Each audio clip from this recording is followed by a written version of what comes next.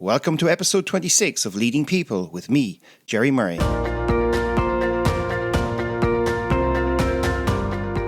This episode of Leading People is brought to you by Wide Circle, helping you make better talent decisions.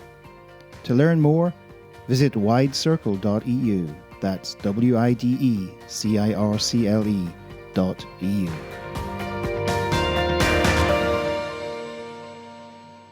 Have you ever felt recently that you might have lost your mojo, that some of your usual sparkle, drive and energy is no longer there? My guest this week is fellow Irishman Paul Davis. Not only has Paul authored several books, but over the past 25 years or more, he has advised and worked with many entrepreneurs to help them grow and scale their businesses into multi-million euro enterprises. Along the way, he admits that he has done quite well himself. However, in this open and candid conversation, Paul reveals why so many successful people are unhappy and struggle with many things, including mental health issues. In his experience, it often comes down to having lost their mojo and no longer having a clear sense of purpose. What he has to say is not only insightful for successful entrepreneurs, but applies to anyone who appears to be doing well in their career.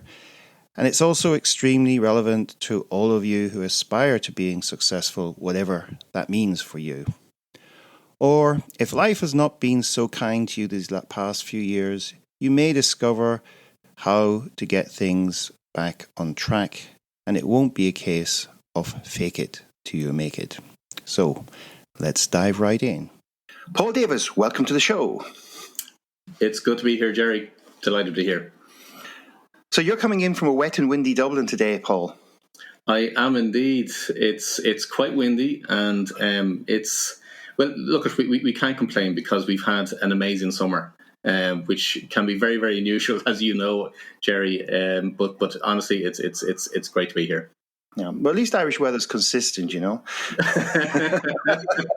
But they do say you can get all four seasons in one day, which is quite true, you know. Well, if you listen to the Irish weather forecast, that's what it usually sounds like. It's like we better cover all bases just in case. Anyway, I guess, look, you and I met we were just talking about it before we came on air. We met probably 15, 16 years ago now. Yeah. And we haven't actually had much contact this last year's, so it's great to have you on the show. But I think for our listeners who may not know you yet, sure, maybe we'll start with how did you get to where you are today? Was there a person, place, or an event that stands out on your journey, or were there epiphany moments or a series of little things that kind of steered you in a certain direction? So maybe you can start with that. Yeah, I suppose like anybody else, I left school not knowing what I wanted to do. So I tried a few different things between electronic engineering and commerce and so on. And eventually I was taken under the wing by somebody in a company that I was working with and he saw something in me that I probably didn't even notice myself. And he said, look, why don't you become an accountant? So I said, all right, okay, I'll try it. So at that time, there was a course that you could do, which was only 2 years. And I said, okay, look, I'll do this. And, you know, it's a way that I can increase the level of earnings that I was making. So flew through those exams. And then he said, look, why don't you go for the next level of accounting, which was management accounting, which I did. Absolutely loved it, I have to say, more particularly in relation to the industry and the work that I was doing. And from that, so I developed, probably similar to everybody else, I just developed my career, pursuing new heights, building and growing businesses that I was involved in as an employee. And then when I set up my own business then in 2001, I continued that stream in terms of helping companies to build, grow and scale their businesses. So from the outside, everybody perceived that everything was hugely successful. Everything was fine, to be quite honest, you know. And it was. There's no doubt. You know, the income levels, the houses, the car, the holidays, all that stereotypical things that people refer to as being highly successful. That was absolutely true, and is. Let's put it that way. But I suppose you asked about an epiphany moment, and for me, throughout my whole life, would have been a case of while the outside was great, the inside was probably not so great. So I lived the vast majority of my life from the age of 10, not really wanting to be here, to be quite honest. So even though I would be perceived as being highly successful, and whatever I turn my hand to, I could make it a really, really good success from it, from that perspective. But I had this inner longing, or this inner search for, what on earth am I here for?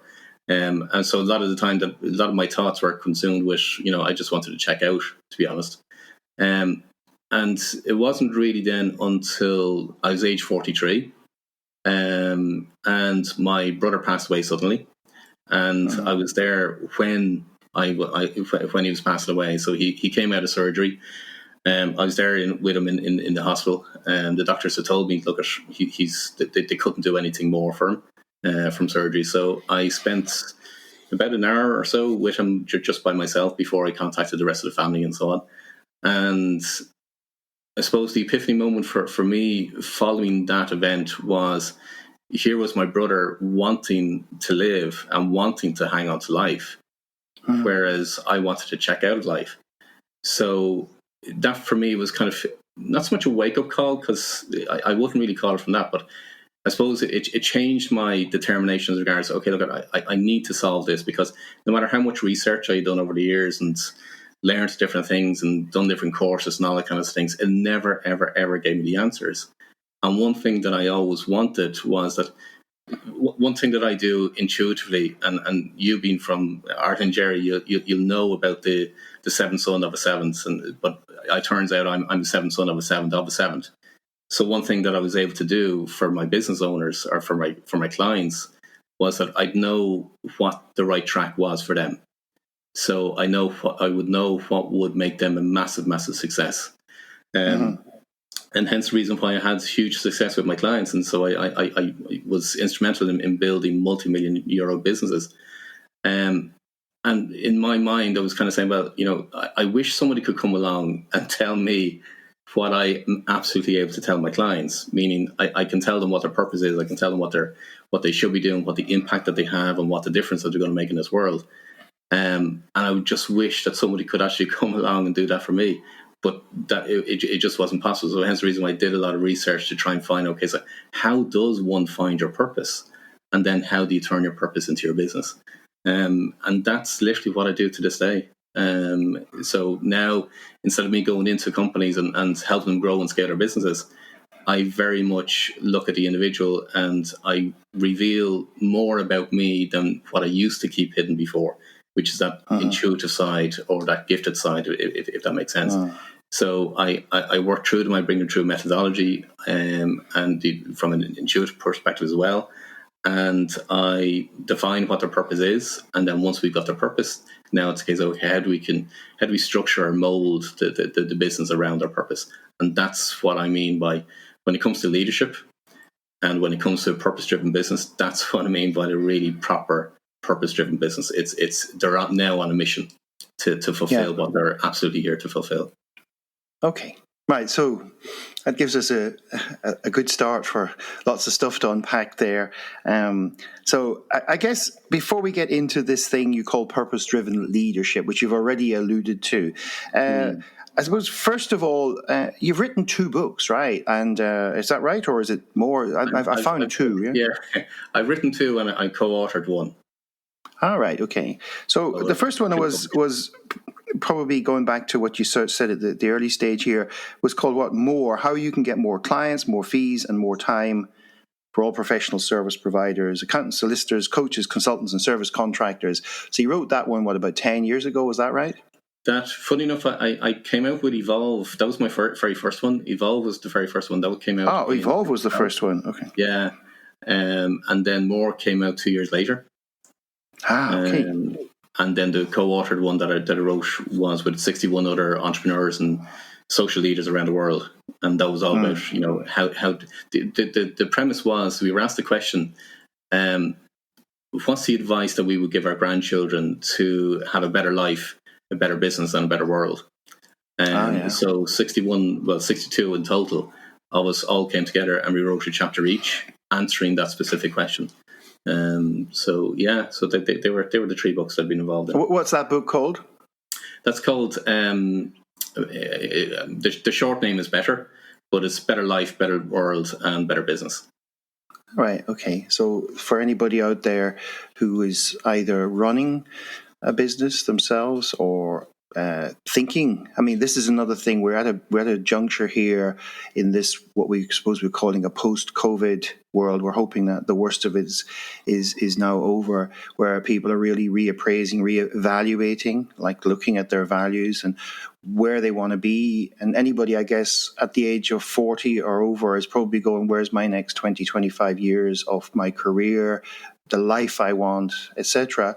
So maybe people sitting out there thinking, should I go and start a business at the moment? Maybe you're the right man in the right place now for those people, because we're going to dive into this purpose-driven leadership. And one of the challenges when you run a business is that a lot of people start off with something that drives them towards starting in the first place. Now, of course, we know that sometimes the motivation is to just not do something else, which is work in a big corporate. But often people have some idea what they're trying to achieve. But it's not all plain sailing, is it? There's a sort of there's also sort of a bit sometimes roller coaster, sometimes choppy waters, etc.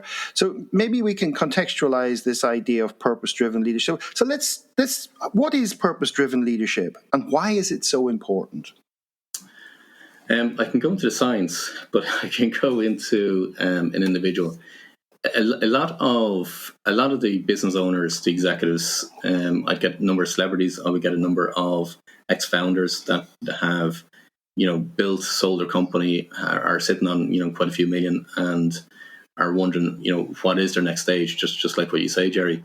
But people, at times, people get to the point of actually wondering what it is, why are they doing what they're doing? So they have a lack of motivation. They've got a lack of clarity. They feel that they're on a treadmill, and the common term that they'll come back to me with is, "Look, Paul, I just feel like I'm on a hamster wheel. Every day is like Groundhog Day. I don't know why I'm doing what I'm doing. I can make the money. I have loads of money.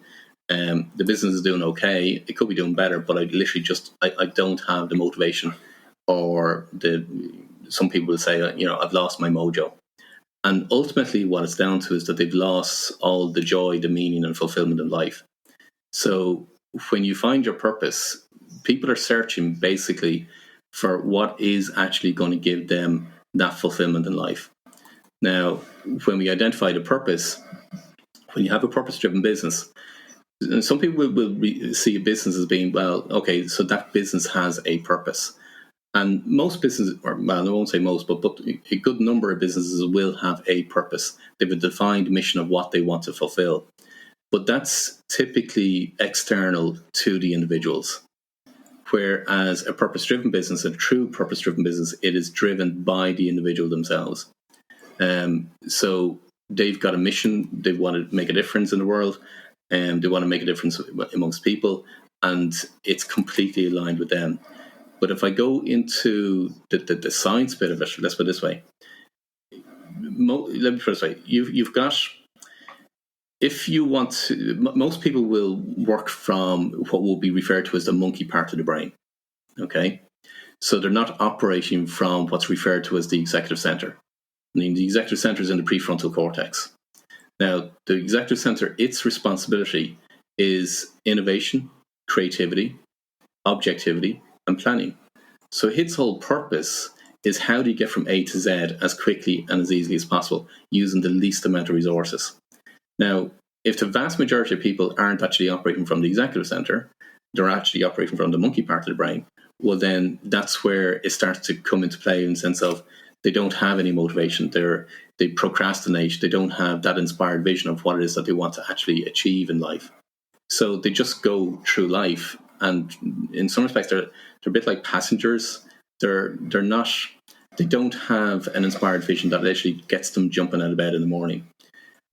So a purpose-driven leader or a purpose-driven business is somebody that is literally driven, and every single day that they wake up, they are on a mission to fulfill something, because it's actually something much, much, much greater than themselves. Now, but what it gives for the individual is fulfillment. And that's what people, over the pandemic, a lot of people would have come to me from the point of view of they've had the time to navel gaze, they've had the time to reflect because they haven't been able to maybe do particular social events or whatever. So they've had more time on their hands. And a lot of the questions that people have been asking themselves is, what will I do differently? Or what, do I really want to go back into either the corporate life or go back into what I was doing before? Is this my opportunity now to change what I'm doing? But they're searching to say, okay, what is it that I do want to do? And a lot of things that are out there on the internet or in books or on podcasts or whatever, talking about purpose is actually not giving people the answers. Because, and I'll give you an example of that. Like, one of the first things that people say, will find your passion and turn your passion, and passion is your purpose. But it's actually not. I'm passionate about so many different things. So, if you were to see my office, you'll see quite a lot of different things relating to flight, because I've flown multiple different types of aircraft, all different types of aircraft, because I want the experience of actually flying each different type of aircraft. So I'm passionate about that. I'm passionate about red wine. In Ireland, obviously, I'm passionate about Guinness. But none of them whatsoever have got to do with my purpose. So what you'll find is when somebody's on their purpose, passion increases. It's a different type of passion. So passion follows purpose is what I say to clients. And when you get that, now you get somebody that is more and more engaged for their team, for their business, for the corporation, for their life, for their relationships, for their spouse, their family, everything. It transmutes to every single aspect of their life.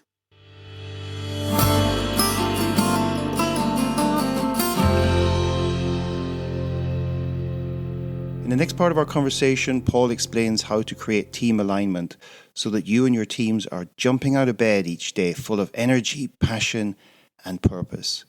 Why a lot of what is being written about purpose may not be that useful, and why having a sense of purpose is so important in the context of mental health and much more.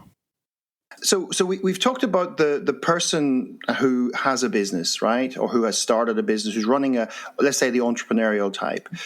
So there's two kind of questions coming into my head now on behalf of the listeners, which is, okay, so I work in a big company, and so where am I going to get my purpose from? Because the company kind of has all its hierarchies and rules and that. And secondly, what about the people who work for these purpose-driven leaders? How do they translate that into a language which enables other people? Because you said it's a very personal thing. So how does that translate then to the 10 or 20 or 30 people that work with them, maybe in a team, so that those people can leverage the same equation, which is passion follows purpose. So they obviously need to get in on the wavelength of that purpose, the energy field of that purpose. So let's do, okay, big company. Well, I kind of work here. I'd like to have more purpose, but you don't know what my life is like. I just I turn up,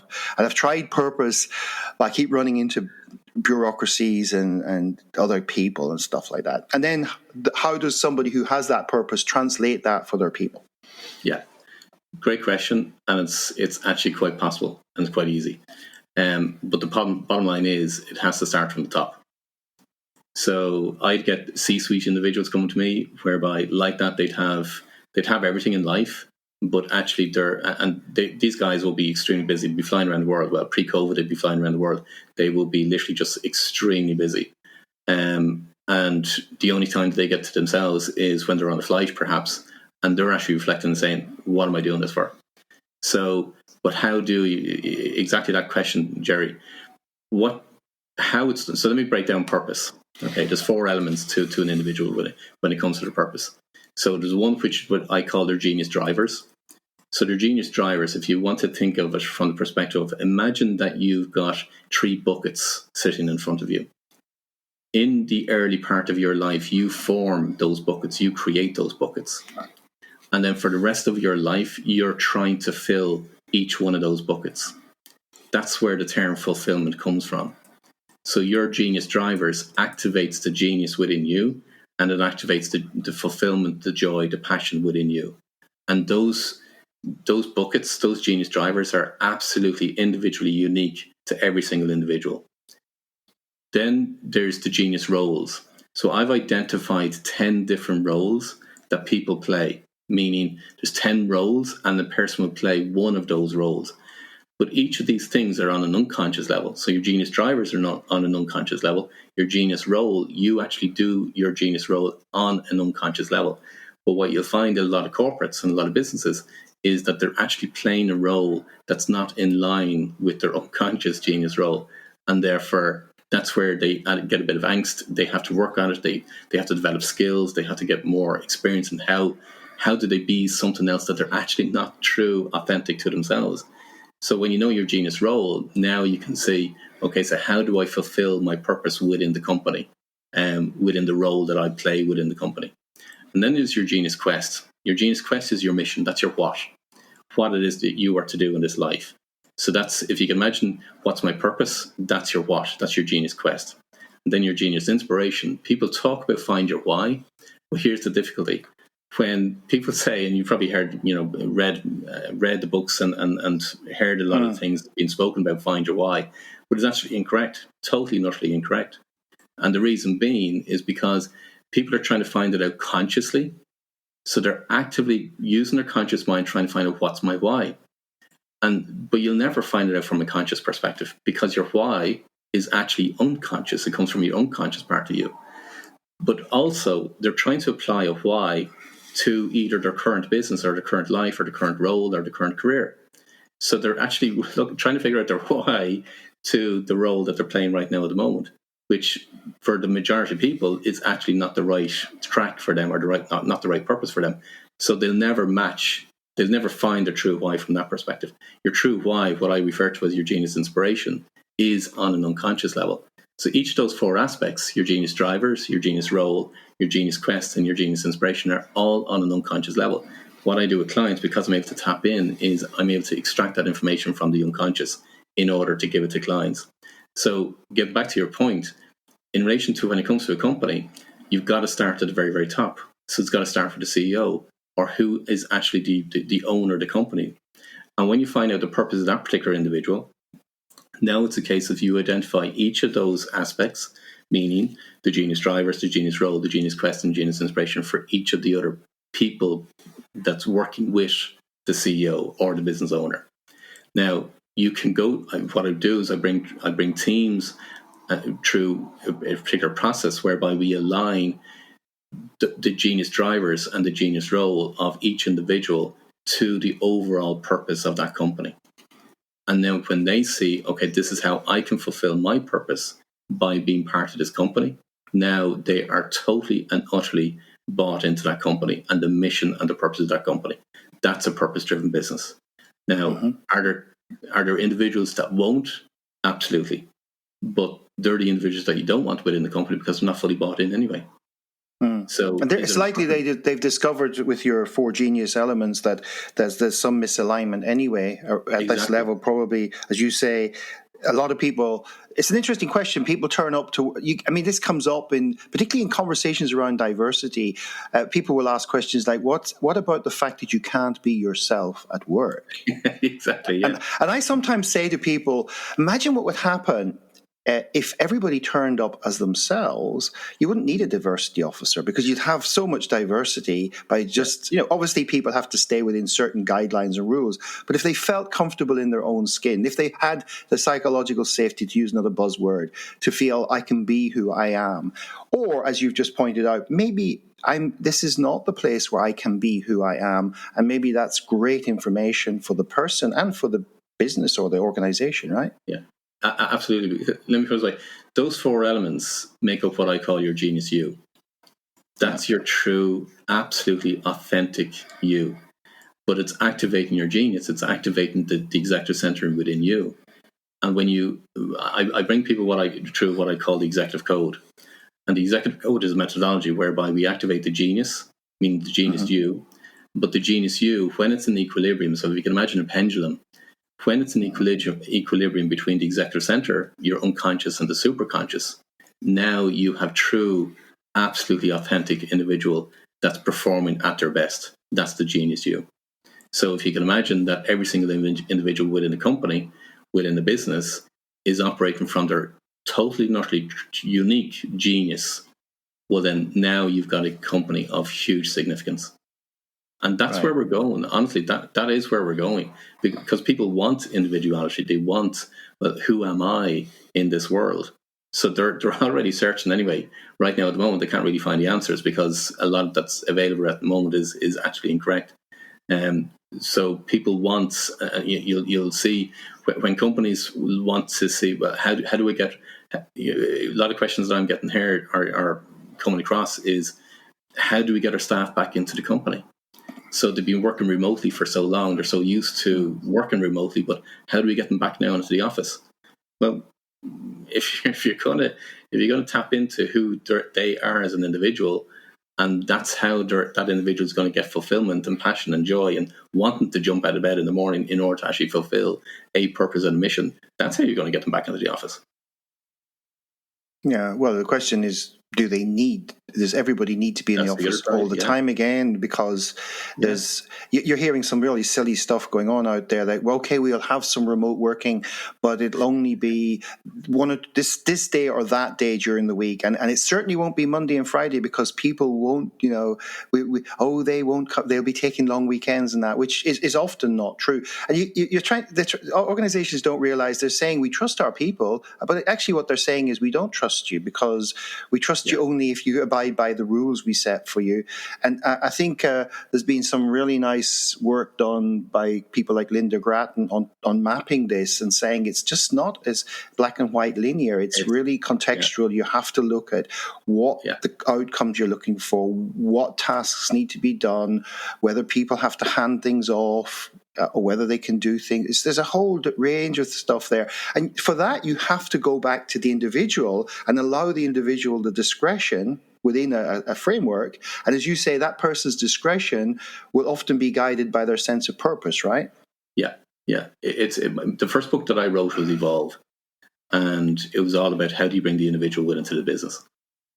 And I've been saying for quite a number of years that to all the business owners that are involved in through mastermind groups that are involved in and so on that I run, is you've got to look at how can you develop the individual within the company.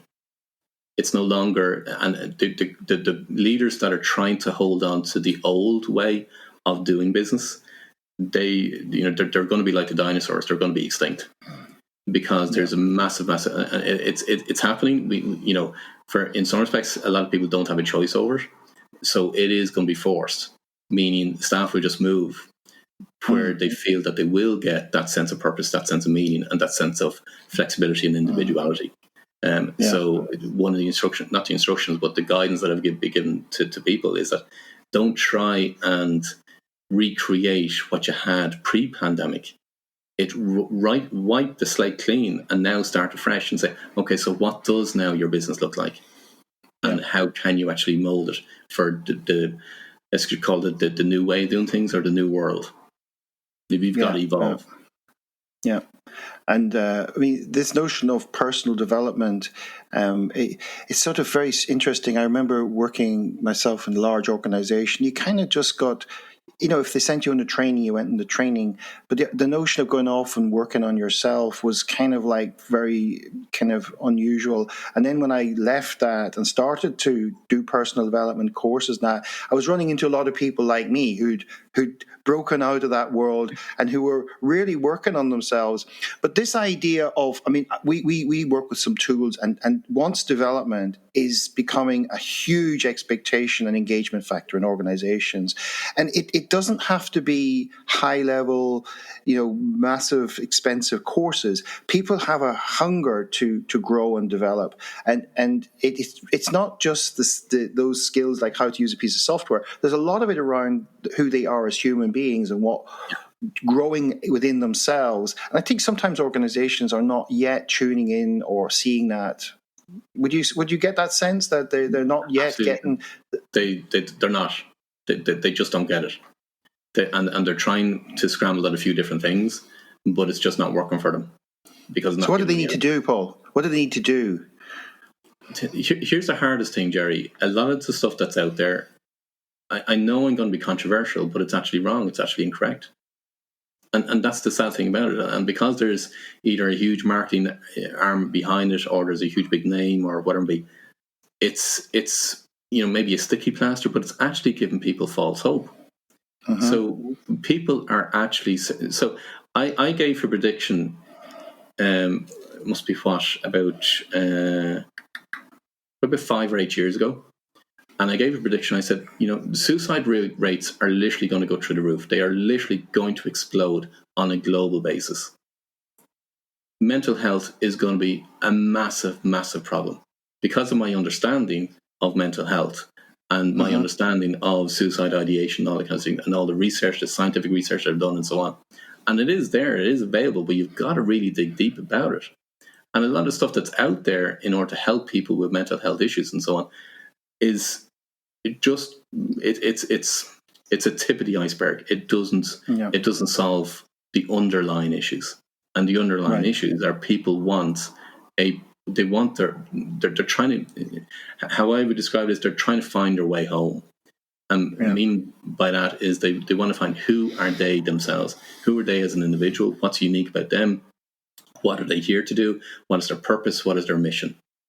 It's not, there's so many, and you may have come across them, Jerry, yourself, in terms of there's so many personality type assessments, for example. They don't give you the answer. They don't give you what your mission is. So there's so many misinformation out there that people literally can't find the answers. So until such time, HR managers, senior C-suite executives within companies are trying to find the solution to this problem, and they're not going to find it in the usual places. That's the difference. Okay, so there are two or three things I've just noted down here as we were talking that I would like to explore with you. We'll come to a few practical tips in a few minutes, but I'm really interested when we think of purpose and passion about, and maybe even linked to what you've just talked about in terms of mental health and that. What are you noticing, or what are your insights on the concept of energy? Well, energy is everything. So where do you want to go on this one? Tell me where you want to go. Well, I mean, it depends on who you talk to. Now, I've had people tell me that energy stuff has no place here.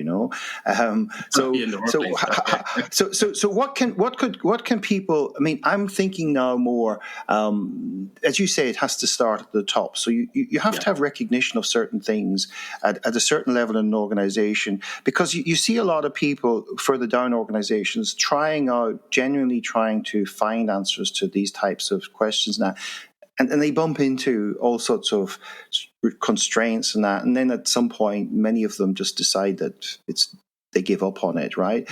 So in terms of setting a framework, I mean, I'm thinking within your genius drivers, etc.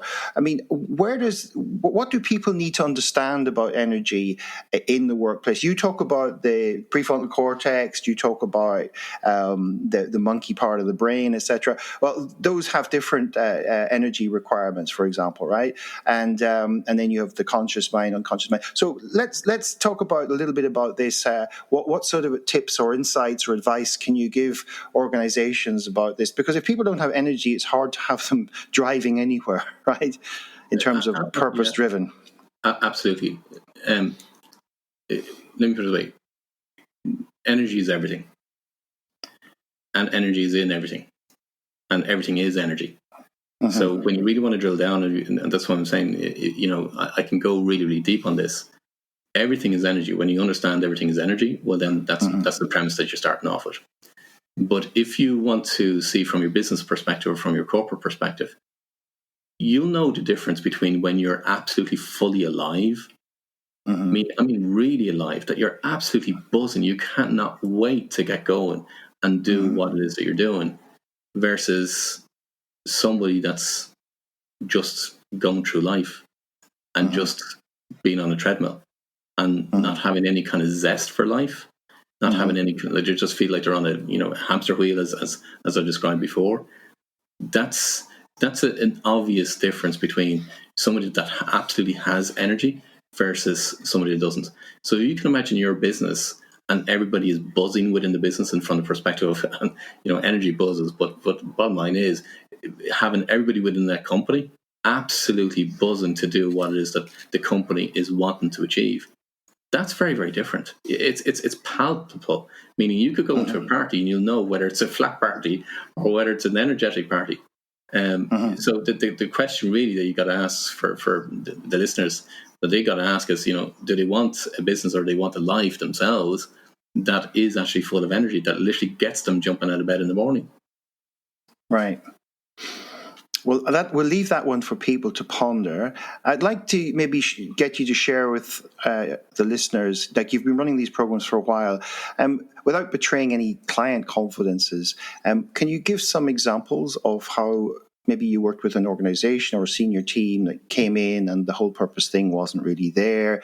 They weren't firing on all cylinders. They were telling you the story, well, I get up in the morning, I'm making the money, but... And where you took them to. I think everybody out there might like a tangible example of somebody or a group of people who went through this and okay, it's quite likely that their revenues went up, but I'd be more interested in the other factors that came into play as a result of this. It's all the things that people like to actually achieve within their business, and they've tried everything else to try and get into their business, but they don't. So they sent staff on team building days. They sent them off on, either personal development courses and all that kind of things, and it still didn't get the results that they wanted. The difference in the companies and business that I'm involved in, where we actually get the whole team identifying each of those four aspects, the difference is it's huge. It's just phenomenal. You mentioned productivity, you mentioned profitability, all that kind of things is a given anyway, because bottom line is you're in business to make money. But it's great when you're in business to make money, but also you're making a difference and you're having a purpose to attach into it as well. So that's one aspect. Let me put it this way, I've got, I think now at this stage, probably I think there's 3 corporates that have won the Staff Wellbeing Awards or Great Places to Work with. Right. So, and they will put it down to a mixture of different things, but the program that would have brought the staff through would have been instrumental in the satisfaction of the actual staff itself, if you want to call it from that perspective. So these companies will do regular staff appraisals or satisfaction surveys, that kind of side of things.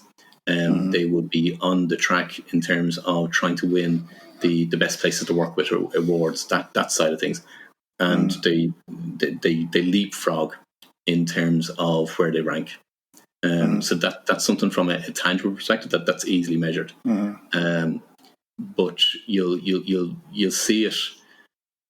I suppose, given my original background in terms of business growth and scaling companies, when you mix the commerciality with actually this is about something that's a little bit more tangible, meaning the purpose side of things.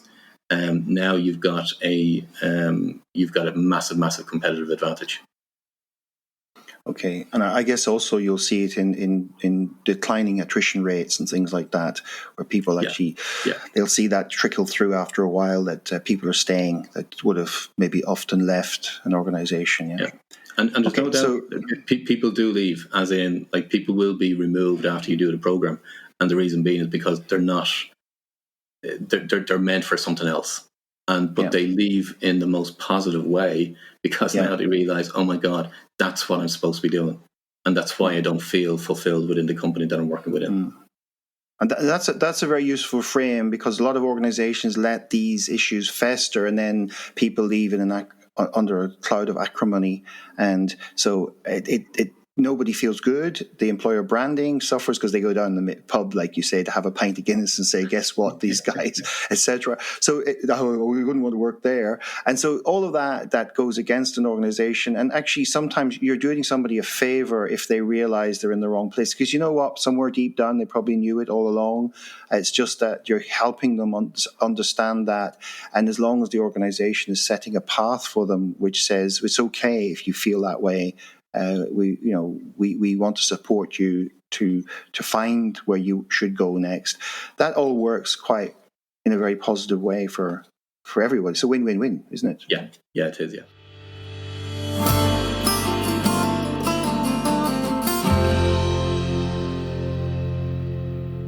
In the final few minutes, I asked Paul about what additional tips he could give us about how to develop purpose-driven leadership. Here's what he had to say. So, Paul, we're getting to the last few minutes of our conversation. So I have sort of a request from you, both for myself and for, I'm sure our listeners are also wondering about this. So what tips would you have for our listeners who might want to explore this purpose-driven leadership further, and some things they could begin to do or test out? And I'm particularly interested in three types of people in this answer.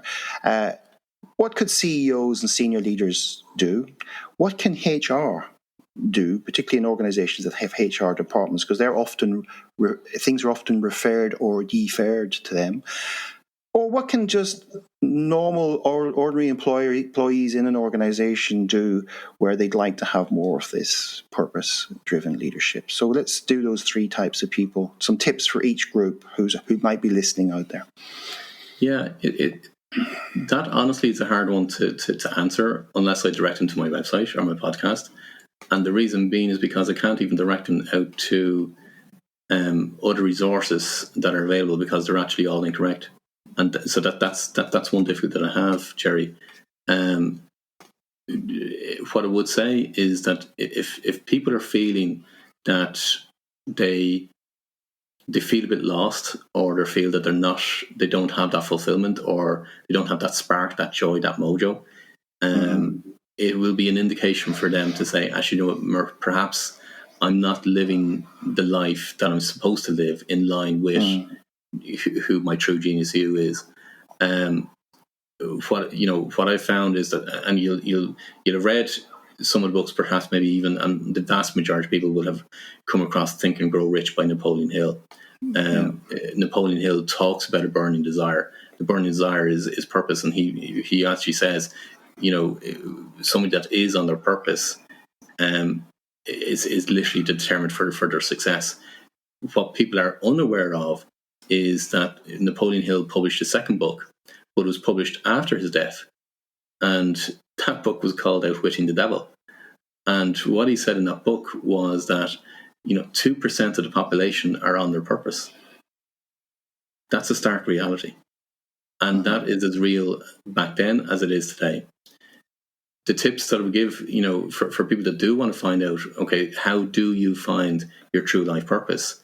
The only resource that I can give or that will be available online is either my podcast or my website, where I've got a community whereby we come together and we discuss this subject matter, because unfortunately it's not subject matter you're going to find anywhere else, because everything else that's out there in terms of whether we man's search for meaning or the Eastern philosophy in terms of ikigai, people still trying to find out, well, what is their mission. So they're still left with the question.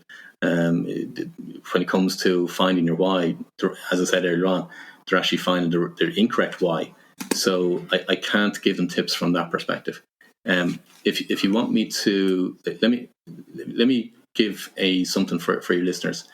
There is, if you want to find out the difference between your true why and your makeup why, let's call it that way, what I refer to as your genius inspiration.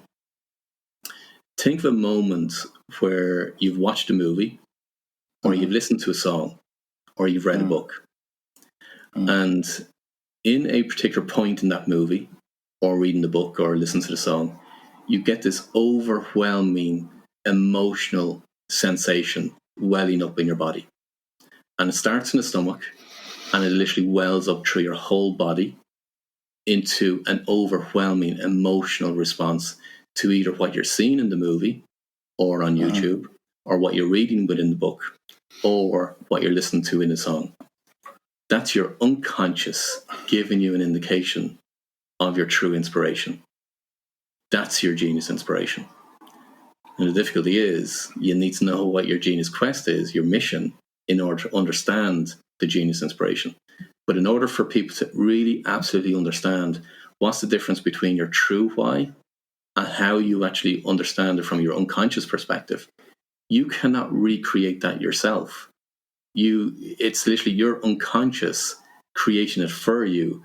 And if you can imagine it from an energy perspective, or from a soul or spirit perspective, it is your soul craving and wanting more of that.